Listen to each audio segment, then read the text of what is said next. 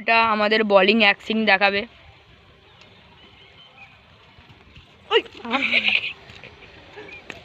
দেখছি তো বলে ছেলেটা বড় সড়ো প্লেয়ার, IPL থেকে ভাড়া করে এনেছি বলে কথা। ক টাকা নিয়েছে? আর ওই ছেলেটা বিদ্যাসাগর হয় বলে পড়তে যাচ্ছে। এই দেখেছো তো ছেলেগুলো। भाई यहाँ पे क्या हो रहा है भाई? यहाँ पे क्या हो रहा भाई?